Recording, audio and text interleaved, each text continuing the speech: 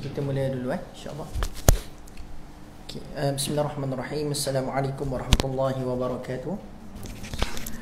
Kita mulakan kita punya perkongsian ataupun kelas kita pada malam ini dengan kita sama-sama membaca Ummul Kitab Al-Fatihah. A'udzubillahi minasyaitonirrajim. Bismillahirrahmanirrahim. Alhamdulillahirabbil alamin. Ar-Rahmanir-Rahim. Maliki yaumiddin. Iyyaka na'budu wa iyyaka nasta'in. اهدنا الصراط المستقيم الصراط الذين أنعمت عليهم غير المغضوب عليهم ولا الضالين آمين. أعوذ بالله من الشيطان الرجيم. بسم الله الرحمن الرحيم. الحمد لله رب العالمين والصلاة والسلام على أشرف الأنبياء والمرسلين وعلى آله وصحبه أجمعين. اللهم اجعل القرآن العظيم ربيع قلوبنا ونور صدورنا وجلاء أحزاننا وذهاب همومنا وغمومنا. اللهم ارحمنا بالقرآن واجعله لنا إماما ونورا وهدى ورحمة. اللهم ذكرنا منه ما نسينا وعلمنا منه ما جهلنا وارزقنا تلاوته آناء الليل وأطراف النهار واجعله لنا حجة يا رب العالمين. ربنا آتنا في الدنيا حسنة وفي الآخرة حسنة وقنا عذاب النار والحمد لله رب العالمين. الحمد لله والصلاة والسلام على رسول الله وعلى آله وصحبه ومن والاه. سبحانك لا علم لنا إلا ما علمتنا إنك أنت العليم الحكيم. قال رب اشرح لي صدري ويسر لي أمري واحلل عقدة من لساني يفقهوا قولي. اللهم اجعلنا منهم ومن الذين آمنوا وعملوا الصالحات وتواصوا بالحق وتواصوا بالصبر آمين يا رب العالمين. Sekali lagi tuan-tuan dan puan sekalian, Assalamualaikum warahmatullahi wabarakatuh. Khabar semua sihat ke? Alhamdulillah.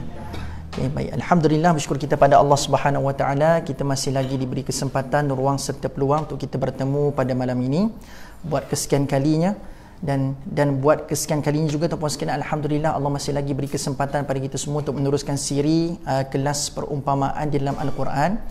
Kerana tuan-puan sekalian, antara cara untuk kita merasai betapa dahsyatnya bahasa Allah dalam Quran adalah dengan kita menilai ataupun kita mempelajari, mendalami bagaimana Allah menggunakan dalam words bahasa Melayu kita ni peribahasa-peribahasa. Bagaimana Allah menggunakan al-amthal, menggunakan perumpamaan di dalam Al-Quran. So di situ kita akan nampak betapa indahnya bahasa Allah Subhanahu Wa Taala. Tuan-puan sekalian, bila kita mendalami al-amthal ini, kita akan nampak ada babak-babak Allah mendatangkan perumpamaan yang agak dahsyat.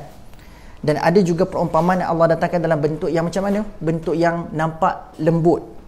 Ada yang Allah guna tu untuk bertapis, tapi ada yang Allah menggunakan untuk apa? Untuk lagi menjelaskan keadaan.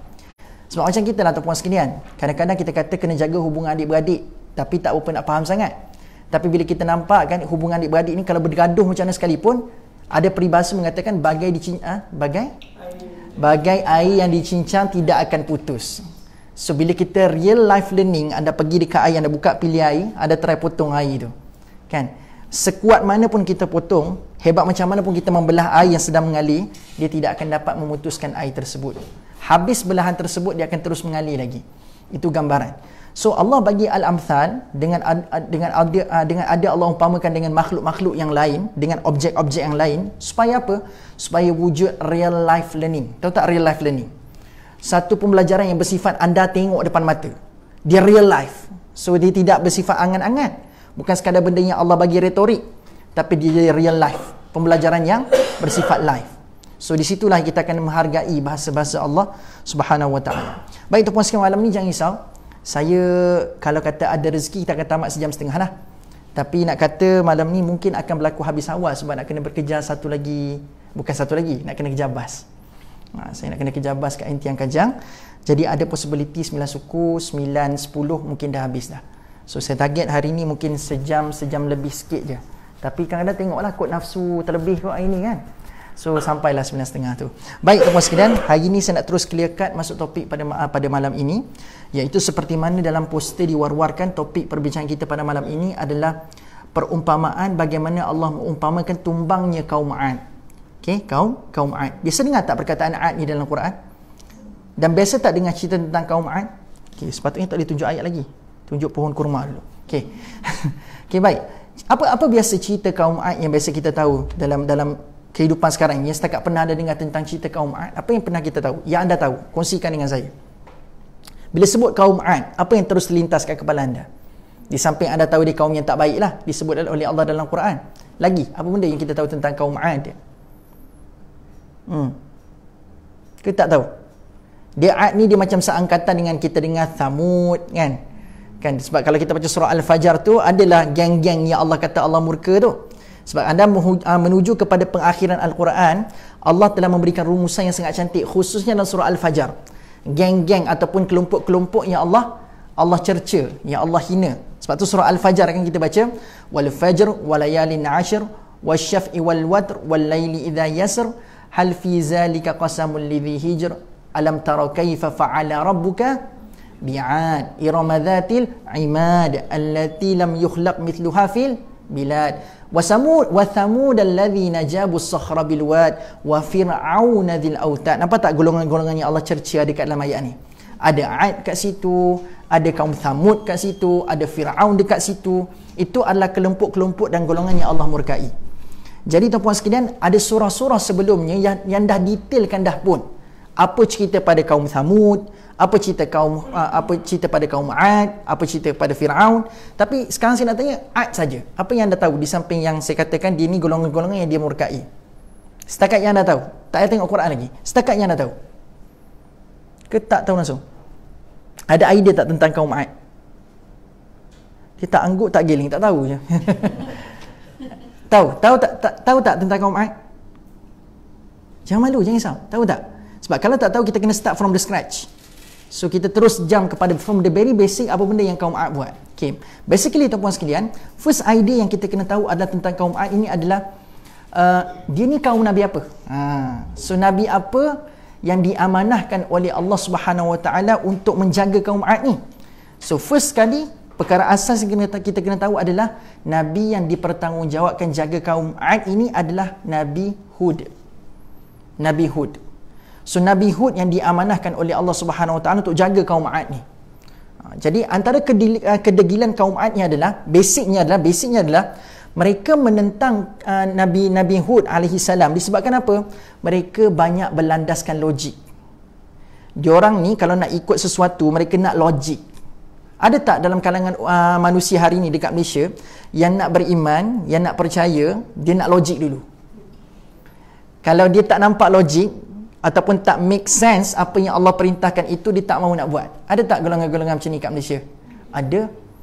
Rupanya tuan-puan sekalian, bukan dekat Malaysia je pertama sekali yang ataupun golongan pertama yang nak tengok sesuatu, nak tengok logik dulu, nak tengok rasional dulu baru nak percaya. Bukan zaman ni je wujud. Zaman dulu lagi dah wujud dah. Sebab itu tadi petang tadi kami ada usrah dengan golongan-golongan artis, tuan-puan sekalian. Antara yang dibincangkan adalah adakah agama ni adalah perkara yang sentiasa nak kena buat dengan just taat je, walaupun nampak ketaatan tu macam tak make sense, nampak macam tak kena dengan kita punya logik, tapi adakah itu agama? Macam tidak meraihkan manusia punya naluri, manusia punya sense ataupun dia punya common sense. Tuan-puan sekalian, hakikatnya agama ni tidak ada agama lain yang terbaik melainkan agama Islam. Bukan sekadar kita ni ada sentimen sebab saya agama Islam maka saya keluarkan statement ni.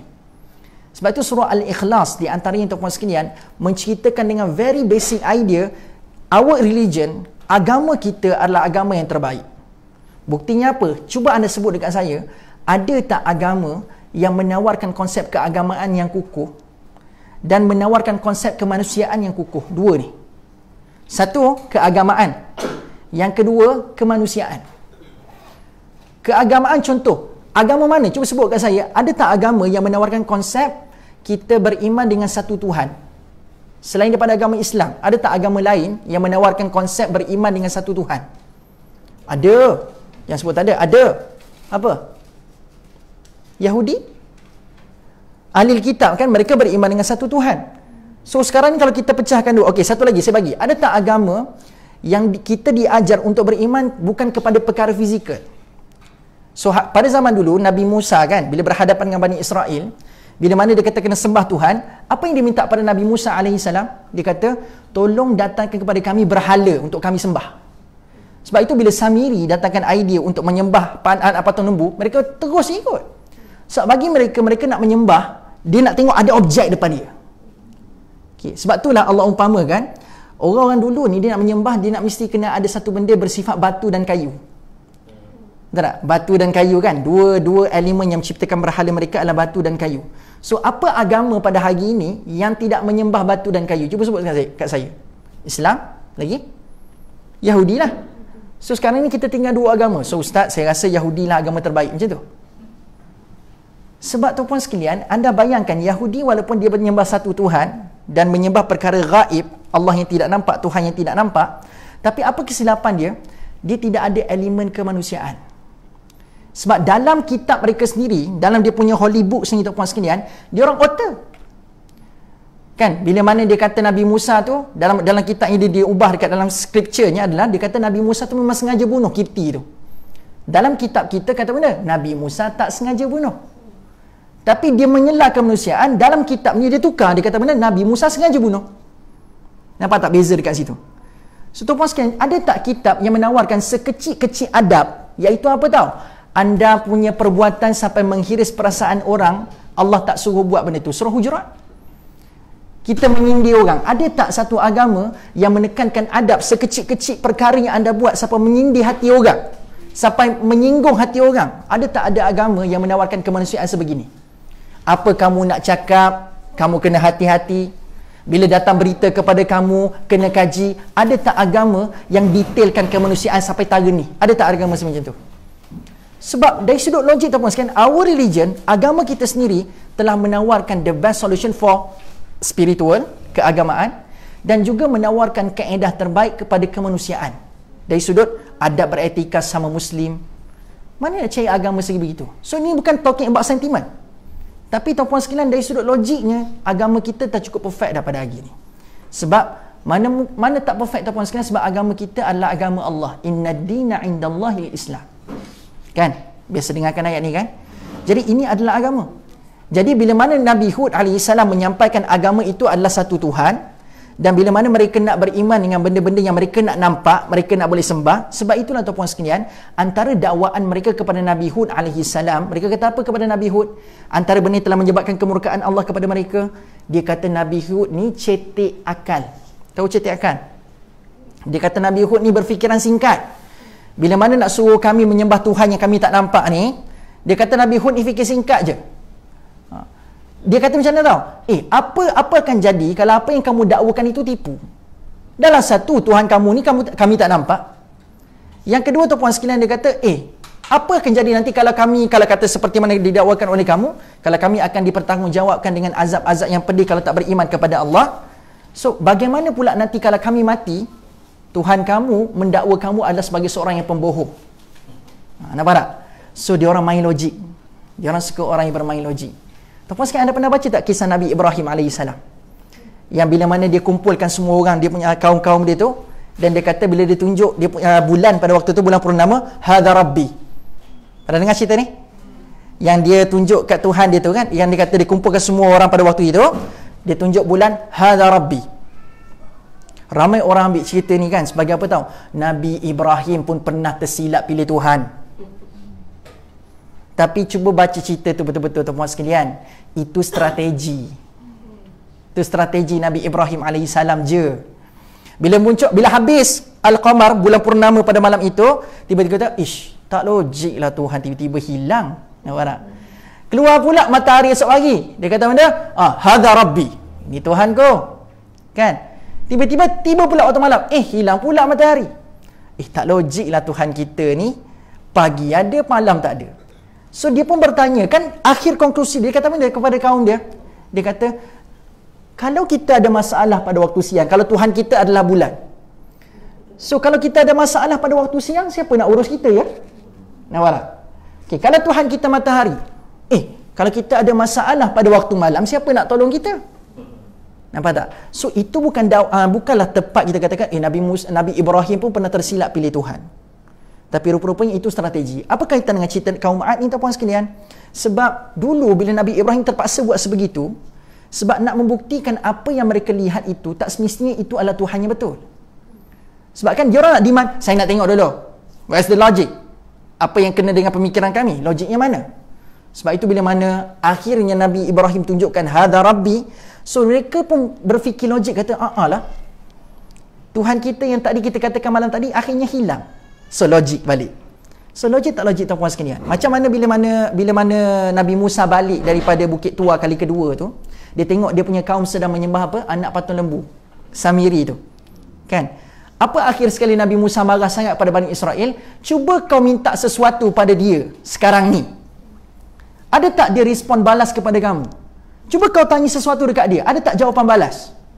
Kalau Tuhan kamu yang kamu sembah ni tak lemah, nescaya kalau kamu bertanya kepada dia, dia akan balas kepada kamu. Bila tanya kepada anak patung lembu tu, dia tanya soalan. Ada jawapan tak? Tak ada. Punyalah cetek akalnya mereka ni boleh ikut anak patung Samiri pada waktu itu. Okay, nampak tak logik idea sekarang ni? Kenapa kaum Ad ni teruk? Sebab mereka nak beriman, tunggu logik, dan mereka mendakwa apa yang diajar oleh Nabi Hud pada waktu itu adalah satu ajaran yang berfikiran singkat. Tak fikir panjang. Di samping dakwaan-dakwaan mengatakan Nabi Hud ni gila dan sebagainya. Baik, tuan-puan sekalian.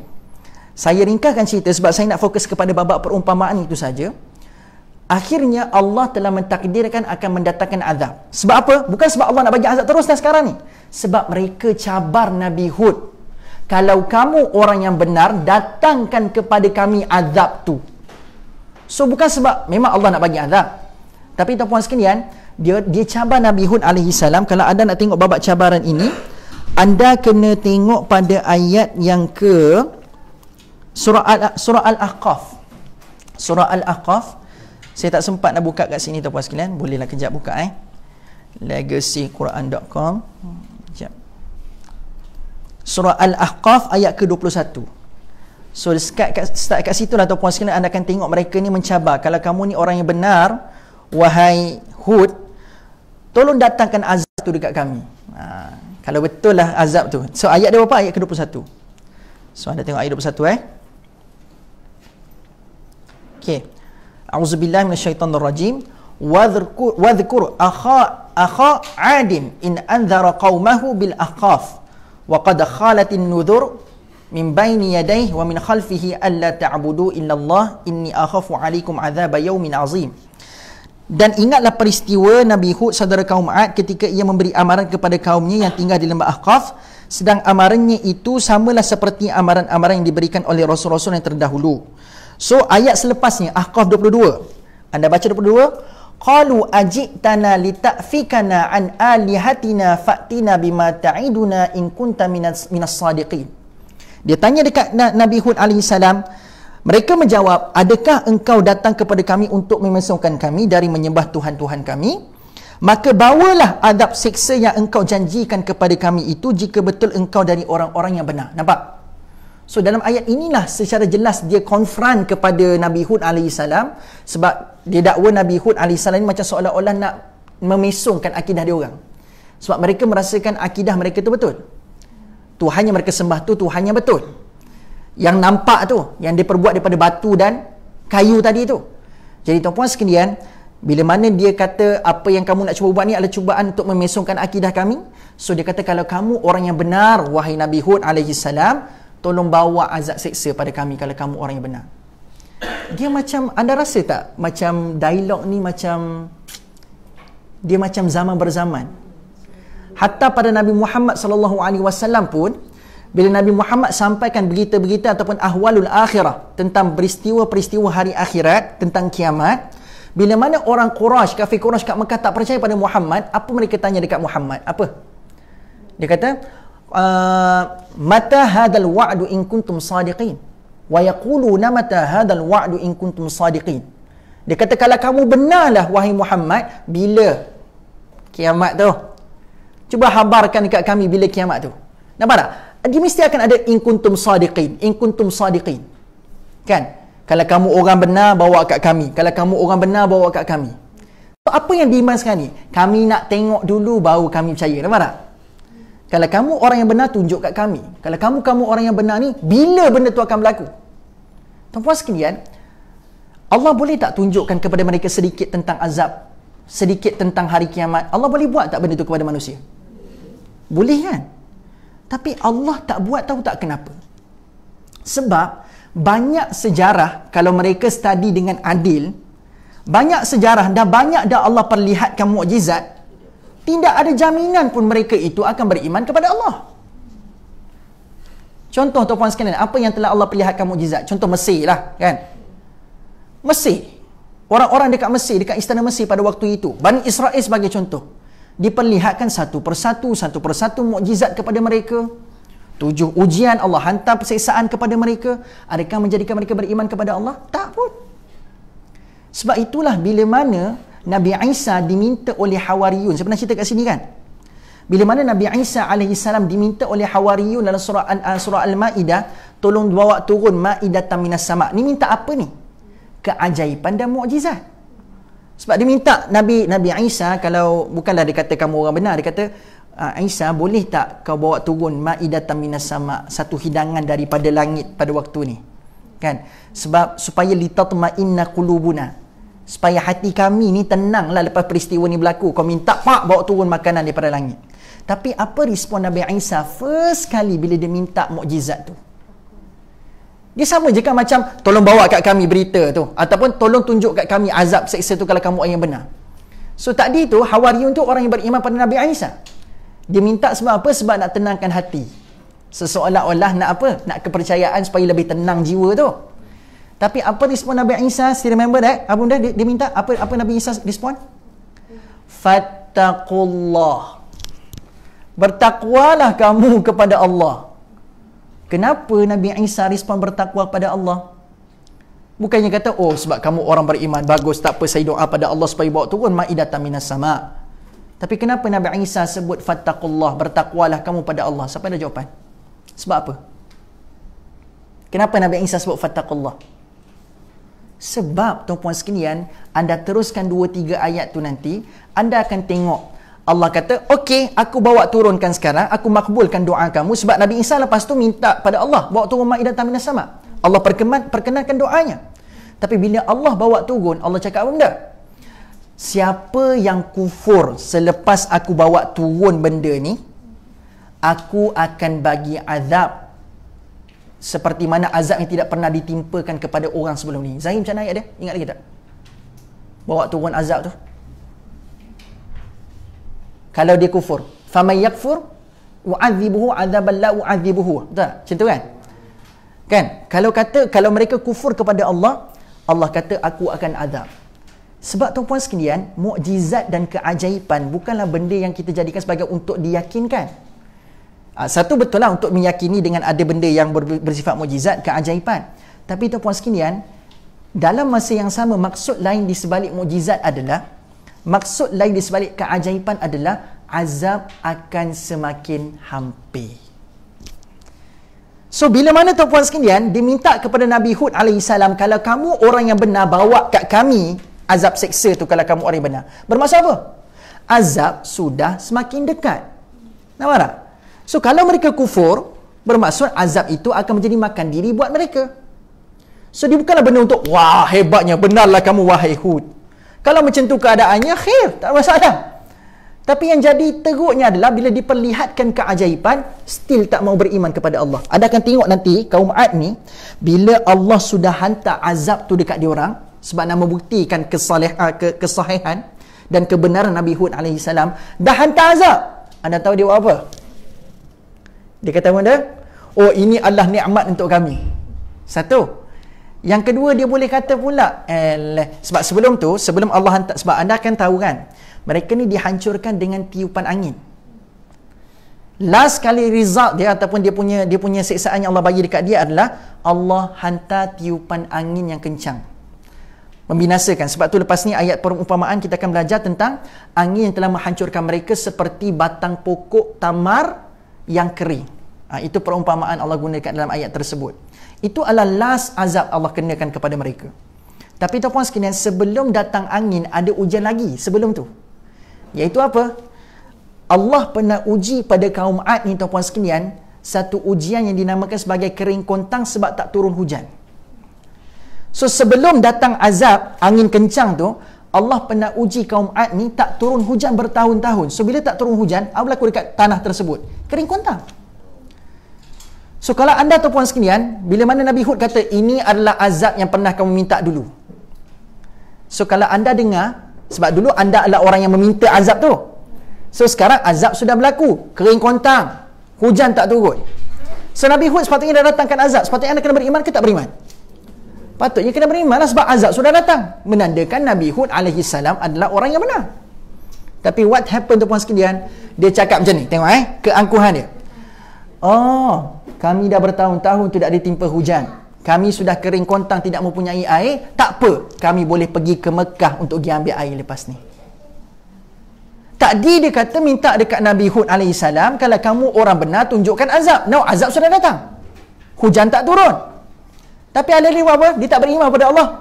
Dia tak kata pun Nabi Hud orang yang benar pada waktu tu. Dia kata benda, tak apa, kami pergi Mekah, pergi ambil air. Sebab tu kalau dalam buku ni tuan-puan sekalian, kalau anda baca, ada cerita tu. Ada cerita tu. Bila mana tuan-puan sekalian 6 orang pergi, 2 orang on the way pergi tu tuan-puan sekalian, dia dah beriman pada Allah. Dia ada 6 orang pergi dekat Mekah nak pergi ambil air.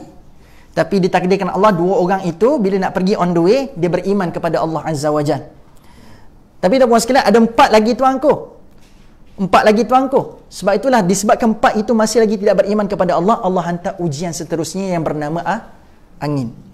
Tuan-puan sekalian, anda tahu tak dalam kitab ni menyatakan angin tu adalah angin yang sekuat mana yang telah menyebabkan mereka hancur tu.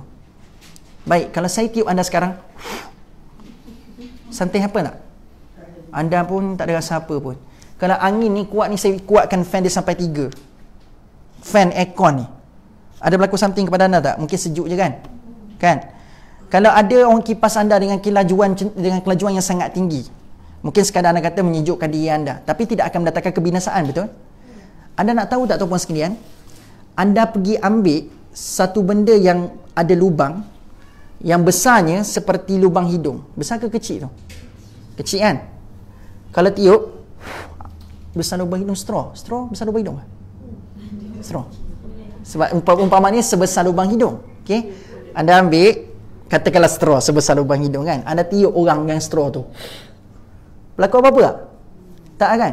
Tapi bila orang tu ingkar kepada Allah, tuan-puan sekalian, Allah first kali arahkan 700 malaikat, disebutkan dalam Al-Quran, 700 malaikat untuk tiup angin. Tapi tuan-puan sekalian, Allah kata tiup angin yang daripada lubangnya sebesar lubang hidung. Tahu tak respon malaikat yang 700 benda? Ya Allah, itu terlalu kuat untuk dunia. Sebab kalau tiup juga yang sebesar daripada besar lubang hidung tu, boleh hancur dunia. Dunia tak akan mampu tampung. Tahu tak Allah respon apa selepas itu tuan-puan sekalian? Tak apa, kita kurangkan sikit. Tiup daripada lubang yang sebesar lubang jarum. Besar ke kecil? Kecil kan? Cerai ambil jarum pas ni, tuan-puan sekalian, tiup daripada lubang jarum tu. Kan? Tak berlaku apa-apa pun. So sebesar lubang jarum tuan-puan sekalian, yang itulah sekuat angin. Datang daripada sebesar lubang jarum ni, itulah sekuat angin yang telah menghancurkan kaum Ad, tuan-puan sekalian. Seluruh kaum Ad dihancurkan daripada angin sekuat mana? Yang keluar daripada sebesar lubang jarum. So sebab itu kita masuk dalam ayat perumpamaan tuan-puan sekalian. Surah Al-Qamar antaranya Allah sebut, inna arsalna alaihim rihan sarsaran fi yaumin nahsin mustamir. Sesungguhnya kami telah menghantar kepada mereka angin ribut yang kencang pada hari nahas yang berlanjutan. Dalam ayat ni anda nampak hari yang berlanjutan kan? Tapi kalau anda buka surah Al-Haqqah, Allah bagi tahu berapa lama angin itu berlanjutan. Selama berapa hari? Ni, sakharaha alaihim sab'a layalin wa thamaniyata ayyamin khusuman fataral qauma fiha sar'a ka'annahum a'jazun nakhlin khawiyah. So berapa hari angin itu bertiupan? 7 malam 8 hari. Apa yang pelik kat sini? Biasa anda sebut 8 hari 7 malam ke 7 malam 8 hari? 8 hari 7 malam. Tapi dalam ayat ni sebut 7 malam 8 hari. Yang ni kita discuss kenapa Allah sebut. Satu. Yang kedua tuan-puan sekalian, anda jumpa tak perkataan nakhlin dalam ayat ni? Yang dikatakan ibarat seperti pohon kurma tu. Tapi tengok penghujung dia. Kat sini khawiyah. Kan? Ka'annahum a'jazu nakhlin khawiyah. Okey? Tapi dalam ayat surah Al-Qamar, cuba tengok. Ka'annahum a'jazu nakhlin. Apa yang beza? Satu munqa'ir. Hujung dia munqa'ir. Yang kedua tuan-puan sekalian juga perumpamaan tentang kaum Ad. Satu lagi, a'jazu nakhlin khawiyah. Khawiyah ni maksud benda? Lompang. Kat sini al-qamar munqair, terbongkar. So nak kata kat situ dah ada beza dekat situ. Pun antara benda yang kita akan discusskan. Okay, 3 benda daripada perumpamaan ni kita nak jawab. Kenapa Allah sebut hancur dan tumbangnya kaum Ad itu bila ditiup angin sebesar jarum tadi tu selama 7 malam 8 hari, sampai dikatakan hancurnya mereka, tumbangnya mereka seperti pohon tamar. The first thing kita akan jawab, kenapa Allah ambil dalam banyak-banyak benda boleh hancur, Allah pilih pokok tamar. Itu nombor 1. Kedua, kenapa ada perbezaan hujung? Satu, kenapa munqair dalam ayat surah Al-Qamar, dan kenapa pula dalam surah Al-Haqqah khawiyah. Dan yang ketiga tuan-puan sekalian, kita akan bincang kenapa Allah mesti menggambarkan seumpama itu ataupun letakkan perumpamaan kepada kaum Ad. Sedangkan cerita tu dah menggambarkan angin kuat habis. Kenapa tak cerita je habis bergelimpangan jasad mereka? Tapi kenapa mesti kepada kaum Ad ni dia ada cerita diumpamakan? Kenapa tidak kepada Firaun Allah letakkan perumpamaan hancurnya dia tu? Kan Firaun pun teruk juga. Tapi kenapa Firaun tidak dipilih sebagai orang atau sebagai satu individu yang mesti diletakkan perumpamaan kepada dia? Kaum Thamud pun hancur. Tapi kenapa tidak kaum Thamud dipilih oleh Allah untuk diletakkan perumpamaan kepada dia? Tetapi kenapa mesti kaum Ad yang dipilih? Itu adalah persoalan ketiga yang kita akan bincang. Baik, now kita pergi pada soalan yang pertama dulu. Kenapa mesti Allah pilih pokok kurma? Baik tuan-puan sekalian, nak faham benda ni, anda kena tengok pokok kurma. Nak faham benda ni, kena tengok pokok kurma. Siapa pernah sampai Mekah? Majoriti pernah sampai kan? Pernah tengok pokok kurma tak? Pokok kurma ni tinggi ke rendah? Bagi anda yang melihat pokok kurma kali pertama, anda kata pokok kurma ni tinggi ke rendah? Tadi rasa majoriti dah sampai Mekah dah tadi angkat tangan. Rasanya dah sampai Melaka dah dekat tempat kebun kurma tu. Anda tengok pokok kurma tu, anda sekali tengok tu, anda akan kata pokok kurma tu tinggi ke rendah? Dia tak tinggi kan? Dia tak tinggi. Okey, batang dia tebal ke tak tebal? Dia punya batang dia tu besar. Kalau anda peluk tu tak lepas lah tangan anda tu kan. Nak kata besar lah batang dia. Dia punya mayang banyak tak? Dia punya kelopak-kelopak mayang tu. Mayang kau panggil? Pelepah. Yelah, pelepah lah orang panggil benda tu. Orang panggil mayang juga benda tu kan. Mayang-mayang ataupun pelepah-pelepah. Dia banyak tak banyak? Banyak kan? Dan ramai tak orang dapat manfaat daripada pokok kurma ni tuan-puan sekalian? Sebab dirakamkan tuan-puan sekalian, pokok kurma ni bukan buah dia je orang ambil. From head to toe. Betul tak? Head to toe. Daripada atas sampai bawah orang ambil pokok kurma ni buat manfaat. Okay, baik, kenapa kita nak cerita pasal benda ni? Sebab tuan-puan sekalian, kalau kita buka Ar-Razi punya tafsir, Mafatihul Ghaib, dia ada cerita kenapa mesti Allah ambil pokok kurma. Okay, baik. Biasa kalau anda didatangkan dengan angin yang terlalu kuat, dibuat taufan sebagai contoh, biasanya apa benda yang anda perlukan untuk anda kekal selamat? Cuba sebut ke saya. Kalau angin kuat, yang anda rasa kalau anda punya berat ni, dengan angin yang kuat tu, anda boleh terbang ni. Tapi untuk anda kekal selamat, apa benda paling penting untuk anda stick dan kekal selamat kat situ? Tempat anda berpegang, betul? Yang kedua apa? Kestabilan ataupun tapak anda yang anda kena berdiri kat situ. Kalau tapak itu tidak rata ataupun tapak itu tidak kukuh, barangkali anda juga akan diterbangkan oleh angin. Lagi apa? Kalau hukum fizik kan, anda tak boleh letakkan badan anda kepada arah angin yang sedang kuat tu. So, anda kena tiruskan lagi badan anda. Contoh kalau angin daripada sini, kalau anda kena angin tu, fizik kata, anda akan lagi mudah diterbangkan. Berbeza dengan anda serongkan badan anda. Betul? So, apa benda ni? Konsep apa? Aerodinamik Siapa orang fizik kat sini? Ni konsep apa ni? Ni dengan ni. Konsep apa? Resistant. Air resistant. Betul tak? So, kalau dia punya base tu ataupun benda yang mengedap angin tu lebih besar, dia akan menyebabkan lagi mudah diterbangkan. So, kita kena kecilkan dia punya base tu supaya kita punya badan tak mudah diterbangkan. Baik. Cuba tengok pokok. Apa yang akan menjadi benda yang akan mengurangkan air resistance dia? Pelepah tu tadi.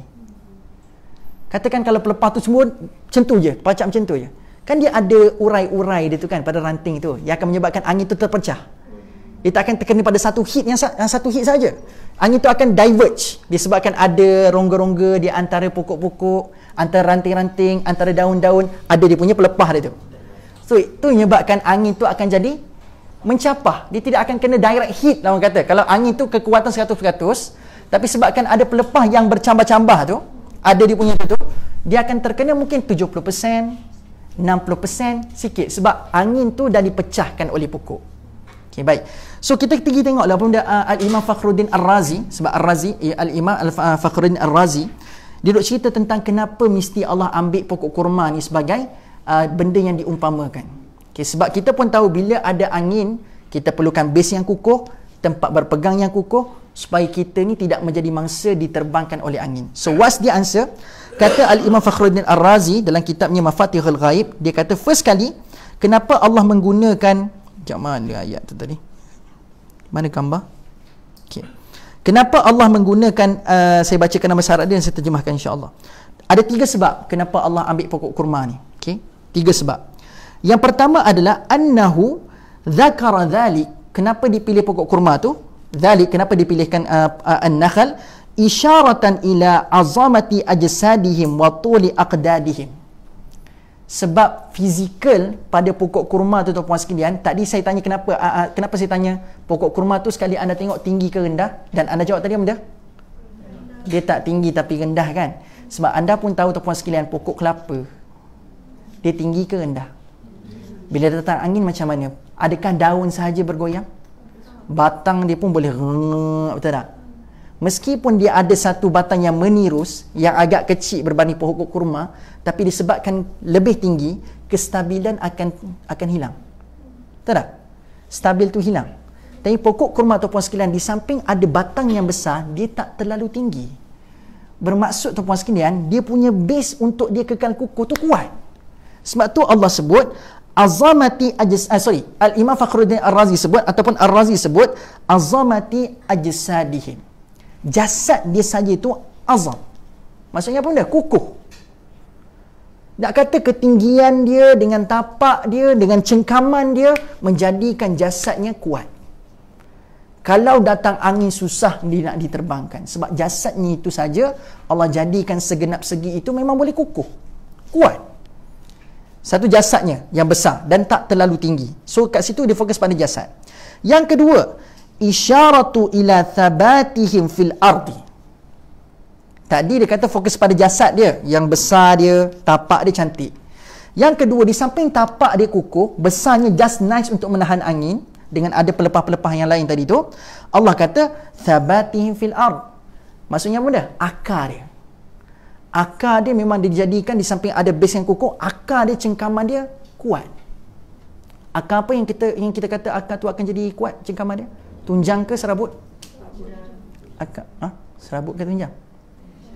Bukan tunjang lagi mudah cabut Sebab tunjang kan macam tu je. Saya pun tak ingat. Siapa ingat belajar sains dulu? Kita belajar akar tunjang, akar serabut ni time sekolah rendah dulu. Sains sekolah rendah. Kan? Akar tunjang, akar serabut. Dia bukan akar bani. Akar bani ni tiba-tiba teringat je sekolah tu. Anda ingat lagi akar bani? Akar bani tu yang macam pohon belukar tu, yang cengkam macam tu kuat lah. Tapi akar tunjang, akar serabut, saya tak sempat nak kaji. Pokok ni tak ada akar tunjang? Dia tak ada akar? Pokok yang kayu dia ada tunjang. Oh, yang ni pokok ni tak ada akar? So nak kasutnya, saya tak pasti, saya tak sempat nak kaji macam mana konsep akar pada pokok kurma ni. Tapi berpandukan daripada Ar-Razi ni sebut, antara sebab dia jadi lebih kukuh, di samping jasadnya yang cantik, dia punya saiz tu yang cantik, jasadnya kukuh, dia dikukuhkan juga dengan cengkaman akar dia yang dahsyat. So anda rasa dah meet belum cara untuk menyelamatkan diri bila ada angin kencang? Patutnya bila angin kencang dengan kekuatan yang ada ni tuan-puan sekalian, khair, tak ada masalah dah. Tapi bila Allah umpamakan tuan-puan sekalian, mereka ini adalah seperti terdamparnya, terpelantingnya mereka seperti mana pohon kurma. Bermaksud tuan-puan sekalian, mereka confident. Kalau datang angin sekalipun dia rasa dia boleh tahan. Berapa hari tadi? Mustamir, berturut-turut. Tapi Allah bagi tahu 7 malam 8 hari. Dia orang rasa dia orang boleh tahan, tapi akhirnya berterbangan dan bergelimpangan mereka. So nak kata tuan-puan sekalian, sekukuh-kukuh macam mana pun mereka nak cuba cari, sebab mereka digambarkan bila didatangkan angin itu, mereka pun cuba berlindung. Mereka pun cubalah buat benda-benda yang akan menyebabkan mereka boleh kukuh dekat bumi itu, tetapi akhirnya buatlah apa macam mana sekalipun, sampailah sekukuh seperti mana pokok kurma sekalipun, akhirnya tidak menjadikan mereka selamat daripada azab Allah. Boleh faham tak? So itu antara sebab kenapa Allah pilih. So nombor 3 tuan-puan sekalian, yang ni best. Kenapa Al-Imam Fakhruddin Ar-Razi ambil pendapat ketiga ni? Saya rasa out of the box apa Ar-Razi fikir. Okay, di samping 2 tadi macam simple sangat. Jasadnya kukuh, cengkaman akarnya yang hebat. Yang ketiga dia kata benda, isyaratu ila yubsihim wa jafafihim birrih. Fakana istaqtulu wa tahrikuhum bi bardiha al-mufriti fayaqa'una ka'annahum akhshabun yabisah. Dia kata apa tuan-puan sekalian? Dia kata kalau ada angin yang kuat, biasa kita akan rasa apa? Angin yang kuat biasa sejuk ke panas? Sejuk. So tuan-puan sekalian, bila terlalu sejuk, apa yang akan berlaku? Kepegunan. Tahu tak kepegunan? Tadi angin yang kuat mungkin anda fikir menerbangkan badan. Tapi tuan-puan sekalian, angin yang kuat juga bukan sekadar menerbangkan badan orang, tetapi dia mendatangkan kesejukan yang sangat dahsyat. Bibardiha. Kesejukan yang sangat dahsyat. So bila terlalu sejuk tuan-puan sekalian, apa berlaku? Kaku dan kejung ataupun beku. Biasa tak tengok benda orang-orang yang kena frost? Gitu. So bila lepas kena frost, kalau anda dia, apa berlaku kat badan? Dia bukan tumbang, pecah badan. So pokok kurma tu nanti Allah akan sebut dia akan macam pecah sebab dia kering. Pokok kurma yang kering, dia jadi rapuh. So bila kita fikir, macam mana nanti manusia akan rapuh bila diterbangkan oleh angin? Sebab Allah umpamakan seperti pohon tamar yang rapuh. Kan? So macam mana nanti badan manusia akan jadi rapuh? Sebab logiknya bila angin terlalu kuat, di samping terbang manusia itu, dia akan berlaku dalam keadaan terlalu sejuk. Ibarat menjadi frost orang itu. Sebab tu saya kata Ar-Razi ni out of the box. Kita pun tak terfikir angin boleh menyebabkan orang frost. So bila orang dah frost tuan-puan sekalian, bila dia jatuh daripada tempat yang diterbangkan itu, berak jatuh. Tadi kan terbang. Zzz. So bila dah frost, jatuh. Apa berlaku? Pecah. Nampak tak? Sebab tu dikatakan seperti pokok tamar yang kering dan bergelimpangan. Hancur. Sebab konsep angin terlalu kuat pada waktu itu mendatangkan siksaan. Dan tuan-puan sekalian menyebabkan frost. Dan bila kejung dan keras, dia jatuh, habis. Dia jadi hancur. Baik, dan nampak dah kenapa reason pokok tamar tu dipilih. So sehebat mana pun pada waktu itu mereka nak menjadi seperti pohon tamar yang kukuh, cengkamannya hebat, boleh menahan daripada kesejukan yang melampau. So Allah kata bila datang azab itu, tidak ada benda yang boleh melindungi mereka. Jadilah sekukuh pohon tamar pun, jadilah sehebat pohon tamar pun, tidak akan dapat melindungi daripada azab Allah Azza wa Jalla. Boleh faham tak tuan-tuan sekalian setakat ni? So soalan pertama dah terjawab belum? Masa kita tak banyak sebenarnya ni. Saya yang tengah duk risau, bas saya tu tinggal saya ke ataupun dia tunggu saya. Okey, baik, itu nombor 1. Yang kedua tuan-puan sekalian adalah kita nak jawab soalan apa tadi? Dah dalam soalan pertama, kenapa Allah ambil pohon kurma? Simbolik kepada keteguhan, simbolik kepada cengkaman yang hebat, simbolik kepada ketahanan di waktu sejuk. Tapi manusia bila dah terlalu kuat sejuknya, tak akan mampu untuk bertahan. Baik, apa lagi soalan kedua kita nak jawab tadi tuan-puan sekalian? Kenapa ada perbezaan pada hujung tu? Satu tadi apa benda tuan-puan sekalian? Yang pertama tadi munqa'ir. Dan kenapa hujung dalam surah Al-Haqqah nakhlin khawiyah? Satu Allah sebut terbongkar, satu Allah sebut lompang. Baik, secara anda dengar terjemahan, lompang dan terbongkar ada beza tak ada beza? Lompang, terbongkar, ada beza tak? Lompang ni apa lompang? Berlubang kan? Berlubang. Satu terbongkar. Ada beza tak dua-dua ni patutnya? Beza? Terlompang tu macam mana? Terbongkar tu macam mana? Kalau beza? Bezanya apa benda? Okey, persamaan dia dulu. Persamaan. Dua-dua terbukaan. Lompang pun terdedah. Terbongkar pun terdedah. Itu persamaan. Tapi perbezaannya apa? Satu dah, satu tu baru, macam tu. Macam tu. Macam mana terbongkar dan lompang. Hakikatnya dia sama. Okay. Sebab itulah saya buka juga antaranya Al-Alusi kata apa benda tentang benda ni. Rupanya idea is very simple. Kita je fikir macam, kenapa satu sini, satu sini? Di samping hikmah Allah yang sangat banyak tentang kenapa dia pilih perkataan tu. Tapi, ada babak lain yang kita kena tengok juga dari sisi surah tu, yang kita boleh jadikan sebagai salah satu asbab kenapa Allah mesti datangkan perkataan tu. Cuba tengok surah Qamar tu puan sekalian daripada awal. Dia nampak kecil tapi simple macam ni lah yang menjadi jawapan pada persoalan kita yang mungkin kita rasa macam, kenapa berbeza? Dia simple ya, kata-kata Al-Alusi sebagai contoh. Dia kata apa? Dalam kitab ni, dia kata, perasan tak surah Al-Qamar, ada perasan tak semua berakhir dengan huruf Ra? Perasan tak perasan? Semua Ra. Ni semua. Dan termasuklah ayat yang mengandungi munqair. So, bila Allah memilih nakhlin munqair kat sini, sedangkan Allah boleh letakkan word yang sama khawiyah, maksudnya sama je, terdedah ataupun terbuka. Tapi kenapa Allah pilih munqair? Salah satu asbab kata Al-Alusi dan kata Ar-Razi juga, sebab tu puaskan Allah nak kekalkan rhythm tu. Nampak tak? So jadi indah surah Al-Qamar disebabkan semua berakhir dengan huruf Ra tu. So sebab dia berada dalam surah Al-Qamar, Allah jadikan dia berakhir dengan huruf Ra. Simple tak idea tu? Simple kan? Tapi itu pun menjadi jawapan kepada benda tu. Sebab kadang-kadang keindahan Allah nak menyampaikan kalam, itu adalah jawapan kepada benda yang kita selalu fikirkan tentang, nampak kompleks. Tapi Allah kata untuk menjaga kalam itu jadi kukuh, jadi cantik, Allah akhirkan dia dengan huruf Ra. Okay. Tapi cuba tengok pula Al-Haqqah. Dia berakhir semua dengan huruf apa? Ta marbutah, betul? So agak-agak kalau Allah nak mengekalkan kecantikan dan kehalusan kehebatan bahasa Allah, boleh tak Allah ambil munqair tu masuk? Boleh, tapi agak-agak cantik tak lagi Al-Haqqah, tiba-tiba Al-Haqqah wa ma adraka mal Al-Haqqah mal Haqqah wa ma adraka mal Haqqah, ada terus bil qari'ah bit taghiyah atiyah, tiba-tiba ada masuk munqair. Sedangkan ayat seterusnya baqiyah. Cantik tak cantik? Nampak tak? Kalau satu ambil masuk dekat satu surah Qamar ambil masuk surah Al-Haqqah, dia rosak sistem kecantikan yang dalam surah tersebut. So that's why Al-Alusi mengatakan idea yang Allah nak bawa sama. Tapi bila berubah benda tu, antara faktornya adalah sebab nak mengekalkan kecantikan surah. Nak mengekalkan dia punya rhythm surah yang sangat hebat. Semua berakhir dengan ta marbutah, satu semua berakhir dengan huruf Ra.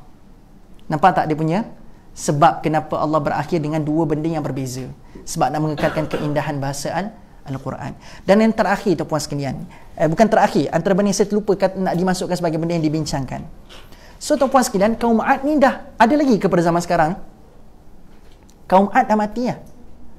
Kaum Ad dah diseksa oleh Allah. Mereka dah bergelimpangan. Mereka sudah diibaratkan oleh Allah menjadi pohon tamar yang berterbangan, bergelimpangan sampai terdedah mereka ini. Jadi tuan-puan sekalian, Ad ada lagi tak pada zaman sekarang? Dah tak ada dah. Tapi perangai kaum Ad ada lagi tak tuan-puan sekalian? So tuan-puan sekalian, agak-agak berkisahkan dengan kita tahu tentang kisah kaum Ad yang diterbangkan Allah sebab dia ni ingkar pada Allah, bermaksiat kepada Allah. Patutnya kita kena ambil pengajaran tak? Rasa senang tak nak faham bila Allah ni dia suruh kita taat perintah dia. Kalau kamu tak taat, aku boleh seksa. Dan Allah pun ambil. Ni bukti dia. Ada satu kaum yang tak nak dengar perintah aku, yang tak nak percaya aku sebagai Tuhan, maka aku telah bagi azab sampai satu angin menerbangkan mereka sampai hancur dia itu. Senang tak nak faham cerita ni?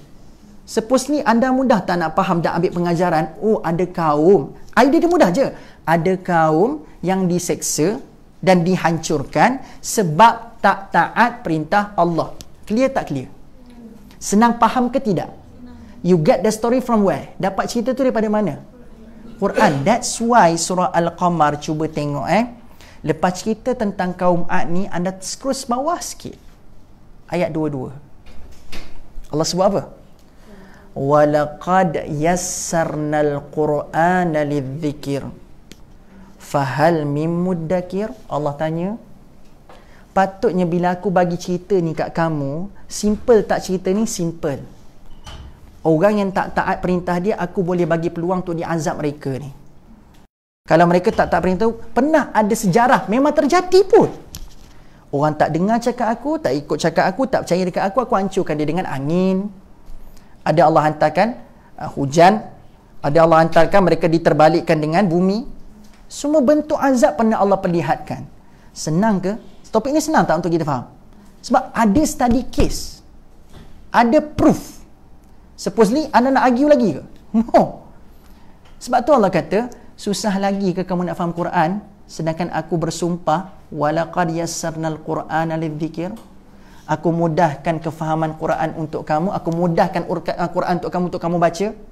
Lihat dengan clear apa yang berlaku dekat depa semua ni. Fahal min muddakir, maka siapa yang mahu mengambil pengajaran peringatan daripadanya? Tak mahu ke kita lagi ambil pengajaran daripada kisah-kisah ini?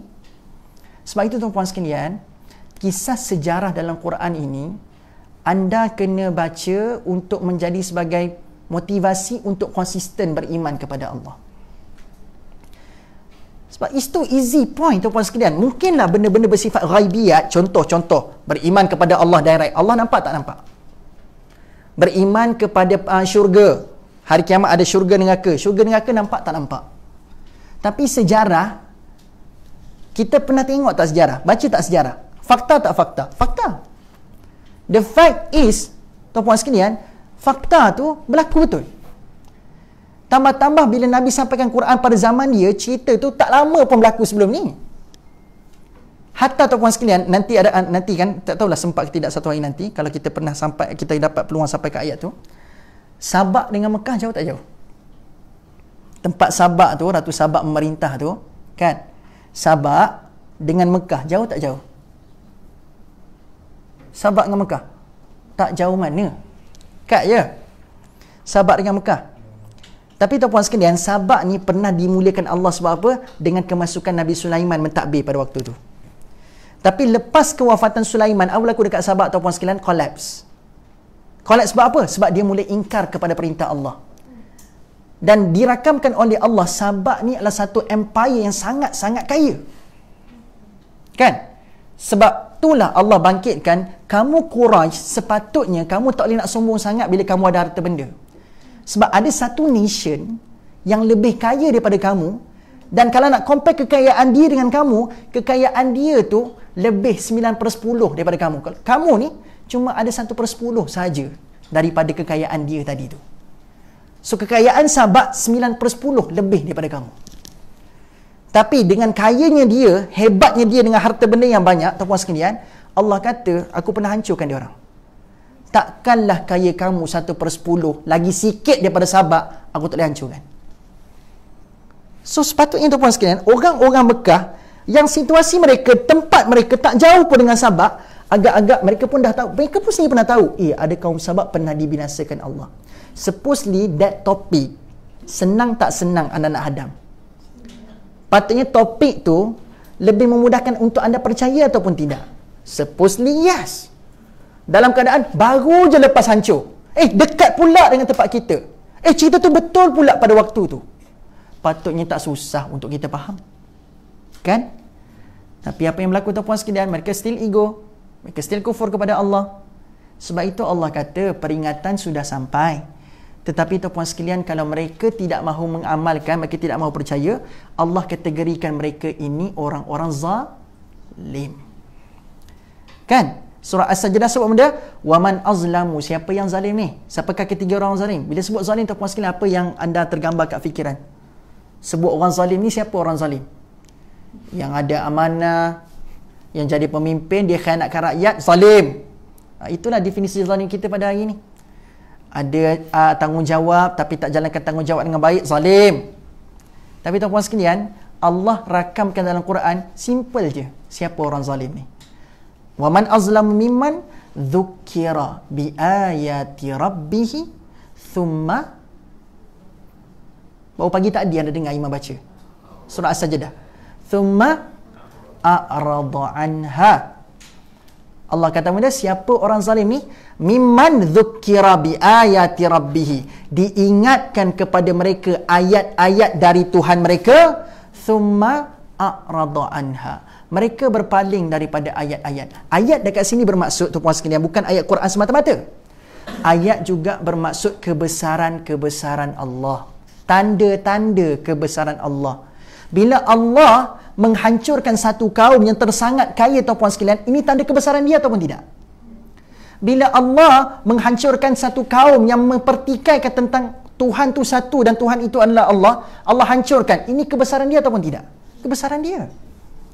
So kalau kita mendapat peringatan dzukira bi ayati rabbih, diperingatkan tentang tanda-tanda dia, tuan-puan sekalian, dan kalau kita berpilih untuk berpaling, tuan-puan sekalian, agak-agak boleh tak kita dikategorikan sebagai orang yang zalim? Boleh. Dan boleh tak Allah hukum dan Allah hancurkan orang zalim? Sebab dalam satu ayat lain, tuan-puan sekalian, orang zalim Allah kata haram masuk syurga. Kita semua tahu destinasi. Nak masuk mana lepas mati nanti? Syurga. Semua cakap macam tu. Tapi adakah kita sendiri, tuan-puan sekalian, bila diperingatkan tanda-tanda kebesaran Allah, kita tunduk dan submit kepada dia? Sebab kita pun tahu dia boleh buat apa-apa jika kita sekarang. Betul tak betul? Termasuklah menghidupkan dan mematikan, mendatangkan azab segera ataupun ditangguhkan. Semua Allah mampu buat. Betul tak betul? Kita ni berada di antara langit dan bumi. Boleh tak Allah hantar bencana daripada atas sekarang? Dan boleh tak Allah hantarkan bencana daripada bawah sekarang? Sebab kita in between di antara langit dengan bumi. Hantar daripada langit pun kita boleh kena. Hantar daripada bawah bumi pun kita boleh kena. Dua-dua arah kita boleh datang, kita boleh dikenakan azab oleh Allah Azza wa Jalla. Tapi kenapa masih lagi ingkar dan angkuh bila mana Allah suruh kita ni taat pada perintah dia? Sebab itu, tuan-puan sekalian, bila lagi yang kita kata kita nak tunggu? Tak apalah Ustaz, tunggulah, tak sampai seru lagi. Tak sampai seru. Ramai yang kata tak sampai seru lagi kan? Belum lagi kot Ustaz, tengah nak enjoy dulu benda yang saya buat ni. Kan? Bila? Sampai bila nak kata tunggu? Sampai bila Allah dah hadapkan kita depan pintu neraka baru kita nak kata tunggu ke? Masa tu baru kita nak beriman pada Allah ke? Masa tu orang kata, tuan-puan sekalian, dah terngadah dah masa tu. The game is over. Permainan dah tamat. Masa tu anda nak kata tunggu, tuan-puan sekalian, anda akan diseret masuk. Bukan anda, mereka akan diseret masuk ke dalam api neraka. Kan? So tuan-puan sekalian boleh dapat tak some point dekat sini? Sejarah adalah antara topik favourite Allah dalam Quran. Sebab itulah 2/3 Al-Quran adalah qasas. Adalah kisah. Untuk apa tuan-puan sekalian? La'ibratan liulil albab. Dia akan menjadi kisah, dia akan menjadi ibrah kepada ulul albab. Siapakah ulul albab, tuan-puan sekalian? Orang-orang yang mengupayakan pemikiran dia untuk berfikir. So kalau kita berfikir, tuan-puan sekalian, ada kaum pernah kena dibinasakan oleh Allah sebab kekufuran dia kepada Allah. Kalau kita fikir logik, ada dah cerita tu. Anda rasa ada lagi ke tergamak kita nak buat benda yang sama macam mereka buat? Sebab tu saya kata, Ad dah mati, Ad dah hancur. Tapi sifat Ad, benda yang Ad buat, dia tak pernah mati. Kan?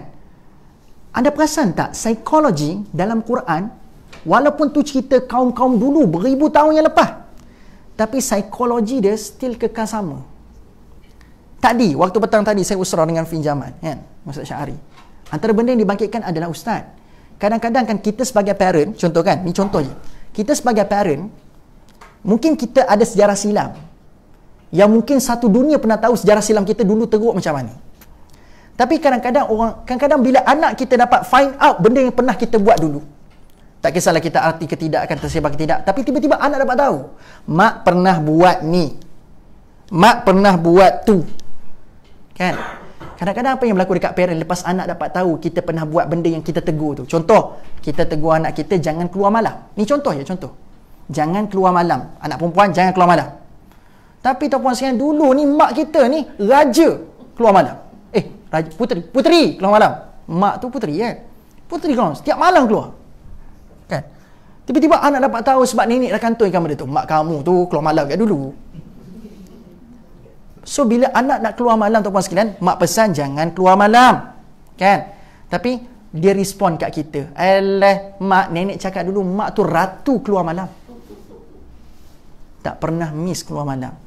So kenapa yang berlaku tuan-puan sekalian? Situasi ini akan merencatkan apa? Dakwah anda pada anak, betul tak? So tuan-puan sekalian, adakah kita nak kata tuan-puan sekalian, oh Ustaz, kalau macam tu susahlah kita sebagai parent nak berdakwah.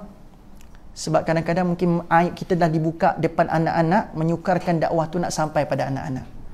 Tuan-puan sekalian, ramai parent give up hari ini disebabkan apa tau? Sebab mungkin anak-anak sudah tahu aib dia, ataupun ibu bapa sendiri gagal menjadi contoh kepada anak-anak. Sebab dia tegur benda yang mungkin dia tak buat lagi, tapi dia nak sama-sama kita ke arah tu.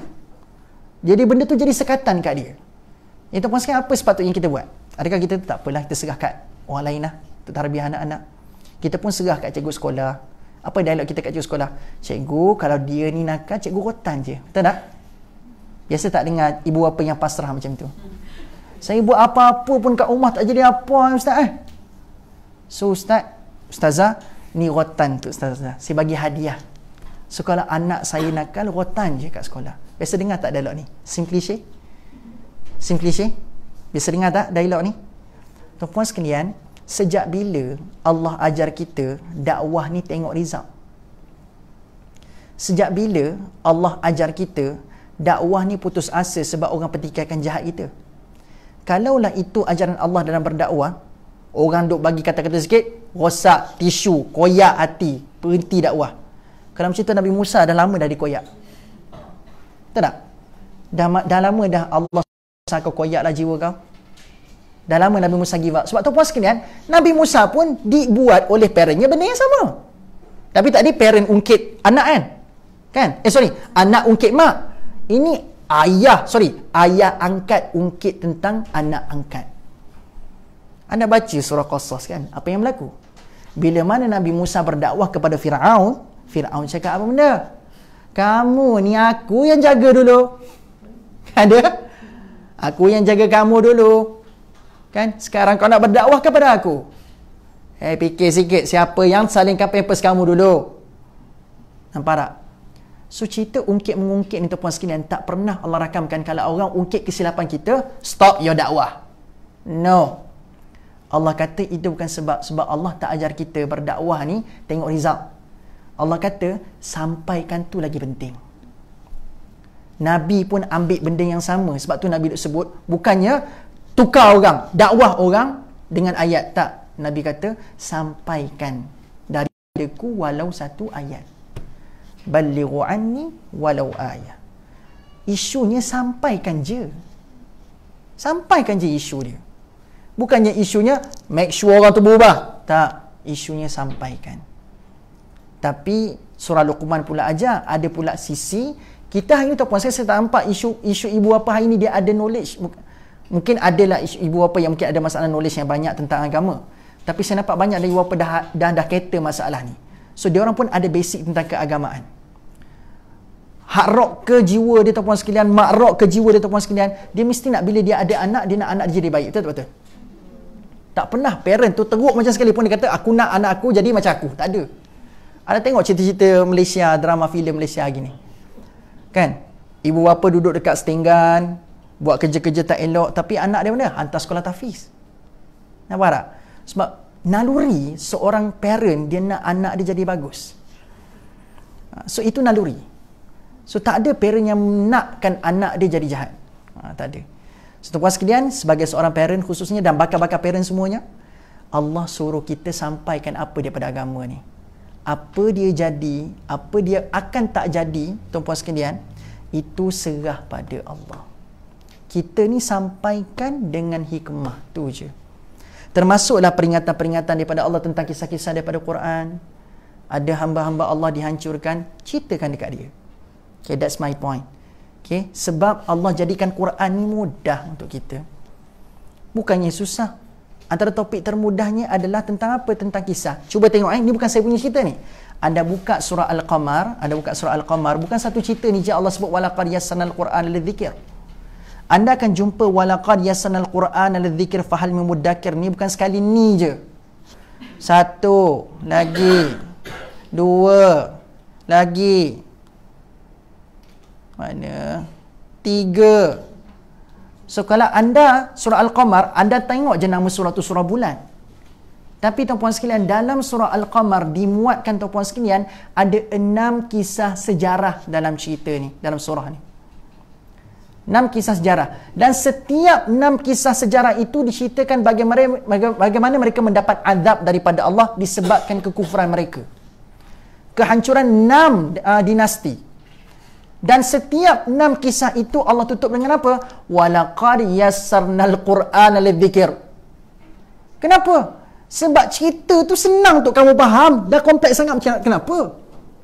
Apa lagi yang menjadi isu kamu untuk tak percaya pada cerita ni? Sebab ada study case. Sejarah is easy topic. Tapi apa tahu? Kenapa agak-agak? Sepatutnya dia orang kata, betul lah benda ni berlaku. So kenapa yang menyebabkan mereka masih lagi tidak beriman pada Allah? Agak-agak apa isu dia? Apa isu sebenar tuan-tuan sekalian? Hud pun pernah berlaku benda yang sama. Kaum Nabi Hud, kaum Ad tadi tu. Dia pernah minta azab. Tapi bila datang azab tak percaya. Isunya apa? Isunya apa sekarang ni agak-agak? Tadi bila minta datang azab, kalau kamu orang yang benar, so datangkan azab pada kami. So azab sudah datang. Patutnya dia kena cakap Nabi Hud orang yang benar sekarang ni, betul tak? Tapi kenapa dia tak memperakui Nabi Hud orang yang benar lagi sekarang ni? Isunya apa isu dia? Ego sombong. Itu masalah dia. Sama juga dengan cerita kita kisah sejarah ni. The proof is there. Bukti sudah depan mata. Tapi kalau tak percaya, tahulah kita bukan masalah knowledge tu. Bukan masalah fakta tu. Masalah dia hati. Masalah dia hati. So Allah nak bagi tahu, the Quran is no issue. Kamu tak payah salahkan Quran sebab Quran ni susah nak faham. No, Allah kata it's easy. So Quran no issue. The issue is your heart. Hati kamu tu. Boleh faham? So itulah kuliah kita hari ni. Kan? 11.30 dah habis dah. Boleh jelas tak? Okey. Ada soalan? Adakah musibah sekarang yang corona ni ada sebagai peringatan juga kepada muslimin? Setiap ujian dan musibah Allah hantar, kita sewajarnya ambil sebagai peringatan. Okey. Sama ada dia bala ataupun dia musibah ataupun dia ujian, dia bergantung. Sebab dia akan menjadi benda yang berbeza-beza dengan cara kita lihat. Dia boleh jadi ujian bila mana benda tu datang, kita makin beringat dan kembali pada Allah. Itu jadi ujian. Tapi tuan-puan sekalian, bila mana benda tu datang menyebabkan kita makin jauh daripada Allah, itu baru jadi bala. Sebab konsep bala dan ujian ni kena perbetulkan. Ingat kena betulkan sikit je konsep bala dengan ujian ni. Ujian ni bukan dikira dengan objek yang sampai kat kita. Bukan benda yang sampai tu. Itu bukan ujian. Ujiannya adalah ni, ujian tu adalah bila mana anda makin dekat ataupun makin jauh. Itu ujian sebenar. Dia bukannya objek tu, bukan topik tu ujian. Tapi anda makin dekat dan makin jauh, itulah ujian yang betul. Sama juga dengan bala. Bala yang sebenar bukannya anda nampak corona tu. Tapi bala yang sebenar adalah bila mana kita jauh daripada Allah. Itulah bala terbesar. Corona tu objek je. Corona tu adalah alat je. Tapi bala terbesar adalah bila mana manusia jauh dari Tuhan. Itulah bala terbesar. Okay? Sebab tu betul kan? Hari ni kita kena tengok apa benda yang berlaku ni mendekatkan kita pada Allah ke? Menjauhkan kita daripada Allah. So kalau benda yang berlaku dalam hidup ni menjauhkan kita daripada Allah, itulah bala dalam kehidupan. Itulah bala dalam kehidupan. Boleh? Samalah coronavirus. Tadi dekat khutbah Jumaat tadi pun cerita pasal novel coronavirus. Sama je. Kan? Sama. Hari ni khutbah Jumaat dah cerita pasal coronavirus kan? Ke tak? Sebab saya main kat Masjid KLIA tadi. Tak tahu dah dekat sini macam mana. Sebab Selangor kat sana tu KLIA dah dikira Sepang benda tak. Mungkin lain tak khutbah dia. Sama je Selangor kan. Tapi tak tahulah kenapa. Anda topik apa tadi? Membaca. Oh, lain-lain Oh, Putrajaya. Putrajaya lain ada wilayah. Okay. Ada soalan lagi tak Muslimin? Sebab saya nak kejar bas. Tu yang rushing sikit kuliah hari ni tu. Tapi at least anda faham kan? So point saya tadi yang pertama anda kena ingat kenapa Allah pilih pohon kurma tu. Sebab Allah nak simbolikkan kepada kekukuhan, keteguhan, cengkaman yang kuat, base yang kuat. Itu nombor satu. Kita dah jawab kenapa Allah pilih pohon kurma berdasarkan apa yang didatangkan sebab oleh Ar-Razi. Yang kedua, kenapa mesti dia berakhir dengan satu khawiyah, satu munakir? Sebab Allah nak menjaga dia punya rhythm yang cantik dalam surah tu. Sedangkan idenya sama bab kata Alusi. Alusi kata idenya sama. Tapi ada nampak point tu simple, tapi itulah cara Allah nak mengekalkan dia punya apa? Kecantikan bahasa Quran. Macam kita buat puisi kan. Anda punyalah nak sampaikan poinnya adalah yang hujung tu makan. Tapi anda boleh tak recreate satu lagi perkataan yang maksudnya makan? Cuba sebut kat saya. Tak santap, nak kata kan? Tapi dia macam itulah maksudnya. Anda nak masukkan makan, tapi sebab anda berada dalam satu rhythm yang semua berakhir dengan huruf AP, maka anda tepatlah gunakan santap. Nampak tak? Tapi kalau anda sudah berada dalam rhythm, tapi anda cerita pasal aktiviti menyuapkan sesuatu ke mulut, kan? Anda berada dalam rhythm EN, anda akan sebut menyantap lagi ke makan? So macam itulah. Sebab ni kata alusi, sebab nak menjaga nilai surah tu. Nilai surah tu, kemahalan surah tu, Allah mengekalkan satu munakir, satu khawiyah. Jelas Seterusnya tuan-puan sekalian, ada lagi tu soalan saya tak jawab. Semua dah jawab kan?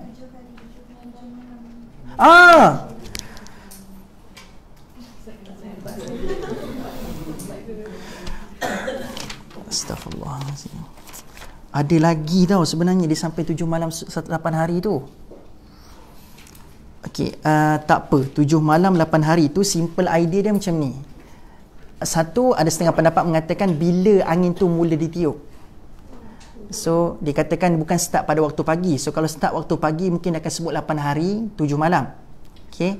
Tapi dikatakan pada waktu tersebut dimulakan angin tersebut pada waktu malam. Sebab ada satu ayat bila mana datang awan.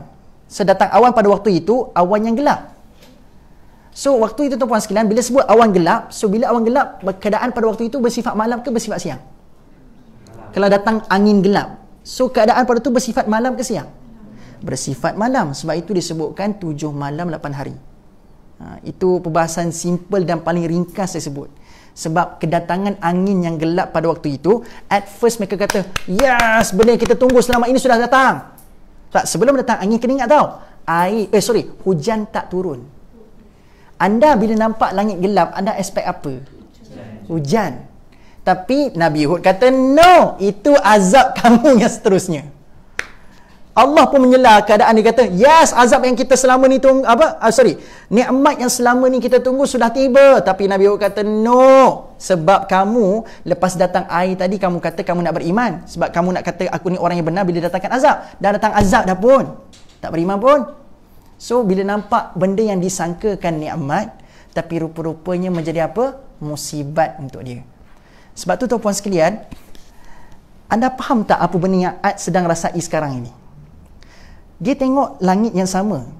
So bermaksud tuan-puan sekalian, hari ini kita pun kalau kita di tempat Ad, kita dah lama tak terima air, tiba-tiba langit sudah jadi gelap.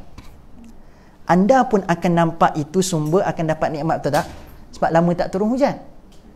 So rupa-rupanya tuan-puan sekalian, dengan objek yang sama ada dua peringatan boleh datang. Dua keadaan boleh datang. So nak kata tuan-puan sekalian, kita mungkin expect ini hujan, tapi Allah kata no. Kamu je sangkakan hujan. Aku boleh datangkan daripada objek yang sama musibah kepada kamu. Ini Allah ingatkan kita tentang apa tuan-puan sekalian? Kiamat. Betul tak? Allah akan hancurkan benda berbeza ke benda yang sama dekat dunia ini nanti? Bumi adalah tempat kita bercucuk tanam, tempat kita membiak-biakkan kita punya keturunan, tempat kita mendapatkan sumber makanan dan minuman. Tapi tuan-puan sekalian, bumi juga dijadikan oleh objek oleh Allah Azza wa Jalla sebagai benda yang akan dihancurkan nanti. Betul tak betul? Matahari, langit, tuan-puan sekalian, daripada situ jugalah turun hujan yang menghidupkan bumi. Tapi tuan-puan sekalian, boleh tak Allah jadikan daripada langit itu bencana? Boleh. Objek yang sama tapi dua peringatan. Supaya kita beringat di sebalik nikmat tu Allah boleh jadikan musibah. Angin, anda kena angin sekarang, nikmat ke musibat? Tapi boleh tak Allah ambil angin yang sama untuk jadi musibah kepada anda? Boleh tak boleh? So dua dalam satu maksudnya kat sini. Okay, so Allah ajar kita beringat. Okay, yang terakhir, yang ni saya rasa penting untuk anda. Boleh catat dalam Quran Allah sebut berapa nama-nama angin. Nak tahu tak? Sebab sekarang ni Allah sebut kat sini kan, dalam ayat surah Al-Qamar Allah sebut mana ayat tadi? Mana ayat tu? Okey. Anda nampak kat sini kan? Rihan. Rihan ni maksudnya angin. Rih ni maksudnya angin. Tapi dalam ayat ni Allah sebut rihan sarsaran. So nanti saya akan sebutkan kepada tuan sekalian, ada 7 jenis angin. Semua tu Allah sebut dalam Quran. Tapi 3 angin yang pertama adalah angin yang membawa khabar gembira. Dan 4 angin seterusnya datang membawa kedukaan dan musibah. Okey, catat dengan pantas Ini nama-nama angin dalam Quran. Okey. Nombor 1, angin nasyirat. Nombor 1, namanya, ni angin baik 3 yang pertama lah angin yang baik. Angin pertama, angin nasyirat. Okey. So nampak tak? Daripada satu angin, satu boleh gambarkan angin tu baik, satu lagi angin tu tak baik. Angin je pun cerita dia. Okey, satu angin nasyirat datang daripada dalilnya adalah surah Al-Mursalat ayat 3. Surah Al-Mursalat ayat 3. Nak saya tulis ke? Anda boleh tolong tuliskan. Saya cakap je. Nombor 1, angin nasyirat. Nombor 2, tuan-tuan sekalian, angin mubasyirat. Angin mubasyirat. Dalil surah Ar-Rum ayat 46. Ayursilar riyah mubasyiran. Kat situ. Yang tadi wan nasyirati nashra. Tadi tu, yang ayat tadi tu. Angin nasyirat. Mubasyirat ayursila ar-riyah mubasyiran. Surah Ar-Rum ayat 46. Seterusnya, angin yang mendatangkan nikmat adalah rahmat ataupun nikmat ataupun rahmat, angin adz-dzariyat. Adz-dzariyat kan, surah Az-Zariyat, angin Az-Zariyat. Dalilnya adalah surah Az-Zariyat ayat 1. Wadz-dzariyati dzarwa. Itu pun maksudnya angin, tapi angin yang mendatangkan nikmat. Itu 3. Okey, ulang balik. Nombor 1 apa tadi? Nasyirat. Nombor 2 mubasyirat. Yang ketiga Az-Zariyat. Okey, baik. 4 angin yang dikatakan yang disebut oleh Allah dalam Quran yang membawa makna musibah ataupun keburukan. So angin yang pertama adalah angin sarsar. Yang ni anda jumpa dekat dalam ayat ni. Rihan sarsaran. Angin sarsar. So dalilnya adalah yang tu surah Al-Qamar 19. Al-Haqqah pun sama juga tuan sekalian. Al-Haqqah birihin sarsaran ayat 6 ni. Jumpa tak? Haqqah ayat 6 pun birihin sarsar, sama je. Surah Al-Qamar pun sama juga, rihan sarsaran. So ini tanda angin yang buruk. Itu nombor 1. Angin sarsar. Al-Haqqah ayat 6, Al-Qamar tadi ayat berapa? Ayat 19. Boleh okay. Teruskan yang kedua tuan sekalian. Angin aqim. Aqim. Sebab tu tuan sekalian, kalau orang tu elok nama mustaqim, jangan panggil aqim. Sebab tak elok masa dia. Okey. Tuan sekalian, daripada dalil surah apa? Angin aqim ni surah Az-Zariyat ayat ke-41. A'udzubillahi minasyaitonirrajim. Wa fi 'adin, cerita pasal kaum 'ad juga. Idh arsalna 'alaihimur rih al-'aqim. Rihal 'aqim. Rihal aqim. Sorry, bukan aqim, aqim. Rihal aqim. Okey. Itu adalah yang kedua, angin yang membinasakan. Yang ketiga, angin asif. Asif. Angin asif. Surah apa? Surah Yunus ayat ke-22. Wa farihu biha ja'uha rihun asif. Rihun asif. Okey, yang maksudnya dan mereka bergembira kerana datanglah angin badai. So dikatakan angin badai itu maksudnya ya apa? Rihun asif. Okey, rihun asif. Itu dah berapa dah? 3. Yang terakhir, angin qasif. Angin qasif. Dalil tuan-tuan sekalian surah Al-Isra ayat ke-69. Okey, Al-Isra ayat ke-69. Baik, ulama berpendapat berbeza pendapat tentang bilangan angin yang mendatangkan rahmat. So yang angin mendatangkan musibat tak ada beza. 4 tu. Okey, 4 tu. Tapi angin yang mendatangkan rahmat, ulama berbeza pendapat. Tadi saya sebut angin datang rahmat apa? 3 kan? Tapi ada setengah ulama mengatakan no, ada 6. Ada 6 sepatutnya. Tapi pendapat yang kuatnya 3 tu lah. Sebab 3 tu jelas Allah sebut dalam Quran. Tapi kenapa muncul 6 tuan-puan sekalian?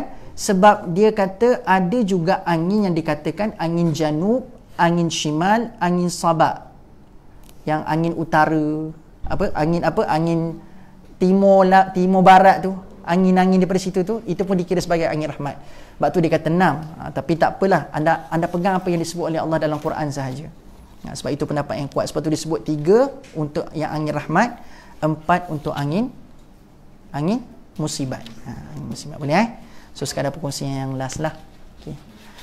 Wallahu ta'ala a'lam. Saya mohon maaf tuan-puan sekalian, nak kena kejar bas, saya kena, ni pun dah terlebih dah ni. So doakan saya sempat, sebab bukannya saya tu satu hari baju tak gosok lagi. Saya ada program kat Kuantan ni, so tak ada orang nak drive dan saya tak larat nak drive. Jadi tuan-puan sekalian, saya naik bas je malam ni. Sebab tu saya nak kena kejar bas, naik kat Gentian Kajang malam ni. Tapi baju tak gosok lagi. Tu yang masalahnya tu. Baju tak gosok, baju tak lipat lagi, tak siap apa-apa lagi. Tu saya nak habiskan sekarang. Boleh tuan-puan sekalian So setakat ni clear tak? Saya nak kena tunaikan tanggungjawab saya dulu. Clear tak topik kita hari ni? Okay, clear Alhamdulillah. Baik, mudah-mudahan tuan-puan sekalian, perumpamaan dalam Quran ini akan menyebabkan kita lebih menghargai bahasa Allah. Dan kita nampak betapa kayanya Allah dalam menyusun setiap kalimat. Kita nampak simple je nak kekalkan ridam, tapi itu cara Allah mengekalkan rahmat Quran tu. Mukjizat Quran tu dengan Allah kekalkan ridam tu. Munakir dengan khawiyah. Cantik dia berada dalam 2 surah yang berakhir dengan semua hujung-hujung yang sama. Who expect that? Kan? Kita tak boleh nak jamin macam tu tuan-puan sekalian. Dengan ada 6,000 lebih ayat, anda boleh jamin anda boleh kekalkan ridam secantik itu. Kan? Tak ada jaminan kan? So itu tanda kemukjizatan Al-Quran. Terima kasih tuan-puan sekalian atas kehadiran, atas pengorbanan masa anda datang daripada jauh, daripada Sentul, yang datang daripada Sentul, ada daripada jauh lagi ke Shah Alam, kan? So tuan-puan sekalian, terima kasih. Jazakumullahu khairan jazak. Ma'assalamah wa ilal liqa. Mudah-mudahan kita semua selamat dan dikekalkan rahmat Allah bersama-sama dengan Al-Quran. So bulan depan insya-Allah topik kita sambung surah Al-Baqarah. Okey. So saya akan selang-seli macam biasa. Sekejap Baqarah, sebulan Baqarah, sebulan lagi perumpamaan. Okey. Aku qauli hadza wa astaghfirullahal azim li wa lakum. Assalamualaikum, tasbih kafarah wa suratul asri. Subhanakallahumma bihamdik asyhadu an la ilaha illa anta astaghfiruka wa atubu. Bismillahirrahmanirrahim. Wal 'asri innal insana lafi khusrin illa alladhina amanu wa 'amilus salihat wa tawassaw bil haqq wa tawassaw bis sabr. Assalamualaikum warahmatullahi wabarakatuh.